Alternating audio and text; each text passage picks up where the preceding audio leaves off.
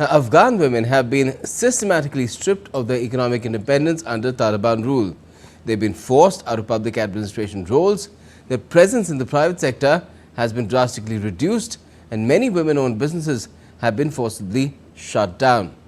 In the latest order, Taliban has imposed new restrictions banning windows that overlook areas where women carry out domestic chores. They also threatened to close all national and foreign non-governmental groups in Afghanistan employing women. Fuzail Ahmed reports. The atrocities against women in Afghanistan is increasing with every passing day. First, they were made speechless and then faceless. Taliban has banned windows that overlook areas where women work, be it kitchen, living room, or just a refreshing area. Authorities have been ordered to monitor construction sites and block existing windows. Taliban on Sunday threatened to close all national and foreign non-governmental groups in Afghanistan employing women. Taliban's economy ministry issued a letter warning NGOs against employing women. The letter stated that failure to comply would result in cancellation of organizations' operating license.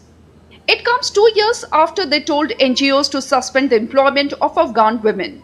Since August 2021, the Taliban have systematically dismantled women and girls' access to education in Afghanistan, enforcing increasingly dire restrictions.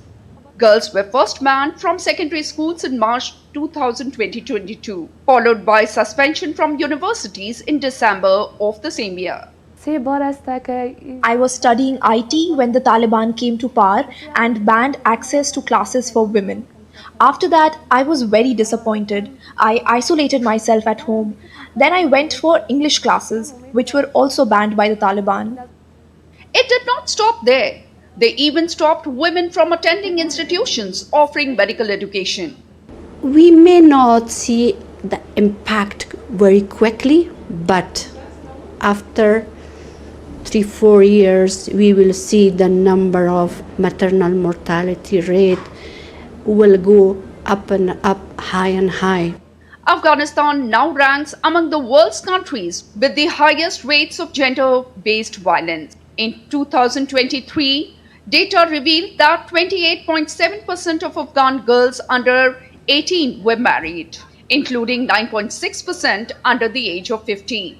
UN Women analysis showed that by 2026, the impact of leaving 1.1 million girls out of school and over 100,000 women out of university is correlated, with an increase in rate of early childbearing by 45% and an increased risk of maternal mortality by at least 50%.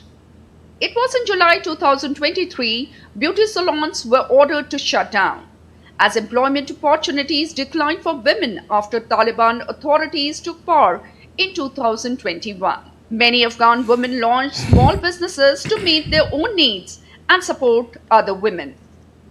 Malala Yousafzai, who is the youngest ever Nobel Peace Prize laureate, says Taliban does not represent the diversity of the country.